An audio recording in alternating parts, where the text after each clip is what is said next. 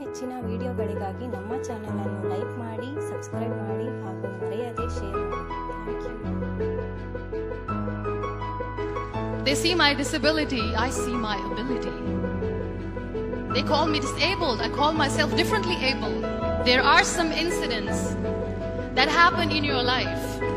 Those incidents break you, deform you, but they mold you into the best version of you.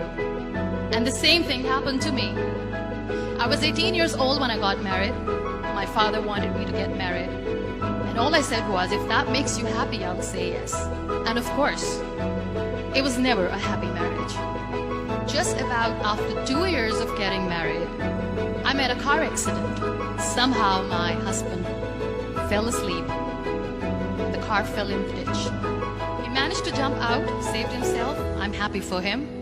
But I stayed inside the car and I sustained a lot of injuries. The list is a bit long, don't get scared. The wrist was fractured. Shoulder bone and collarbone were fractured. My whole rib cage got fractured. And because of the rib cage injury, lungs and liver were badly injured. I couldn't breathe. I lost urine and bowel control. That's why I have to wear the bag wherever I go. 3 vertebrae of my backbone were completely crushed. And I got paralyzed for the rest of my life. I finally ended up in a hospital where I stayed for 2.5 months. I underwent multiple surgeries. One day doctor came to me and he said, well, I heard that you wanted to be an artist, but you ended up being a housewife. I have a bad news for you. You won't be able to paint again because your wrist and your arm are so deformed, you won't be able to hold a pen again. Next day doctor came to me and said, your spine injury is so bad, you won't be able to walk again. Because of your spine injury and the fixation that you have in your back, you won't be able to give birth to a child again. That day I was devastated. I asked my mother, why me? And that is where I started to question my existence. Why am I even alive? And that is where I realized that the words have the power to heal the soul. My mother said to me, this too shall pass. God has a greater plan for you. I don't know what it is, but He surely has. And in all that distress and grief, somehow or the other, those words were so magical that they kept me going. One day I asked my brothers, I know I have a deformed hand, but I'm tired of looking at these white walls in the hospital and wearing these white scrubs. I'm getting tired of this. I want to add more colors to my life. I want to do something. Bring me some colors. Bring me some small canvas. I want to paint. So the very first painting I made was on my deathbed, where I painted for the very first time. It was not just an art piece or just my passion. It was my therapy. And then I was discharged and I went back home. And I went back home and I realized that I have developed a lot of pressure ulcers on my back and on my hip bone. I was unable to sit. There were a lot of infections in my body, a lot of allergies. So doctors wanted me to lie down on the bed straight for not 6 months, for not 1 year, for 2 years. I was bedridden, confined in that one room, looking outside the window, listening to the birds chirping and thinking maybe there will be a time when we'll be going out with the family and enjoying the nature. That was the time where I realized how lucky people are.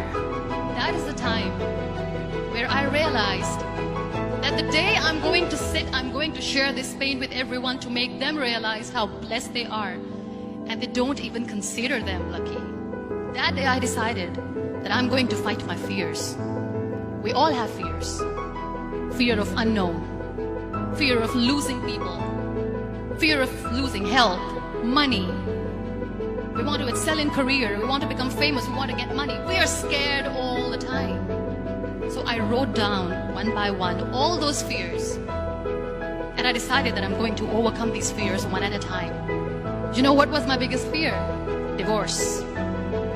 I was trying to cling on to this person who didn't want me anymore, but I said no. I have to make it work.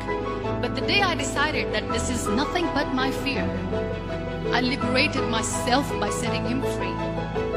And I made myself emotionally so strong that the day I got the news that he's getting married, I sent him a text that I'm so happy for you and I wish you all the best. And he knows that I pray for him today. Number 2 was, I won't be able to be a mother again. And that was quite devastating for me. But then I realized there are so many children in the world, all they want is acceptance. So there is no point of crying, just go and adopt one. And that's what I did. People think that they will not be accepted by the people because we, in the world of perfect people, are imperfects. So I decided that instead of starting an NGO for disability awareness, which I know will not help anyone, I started to appear more in public.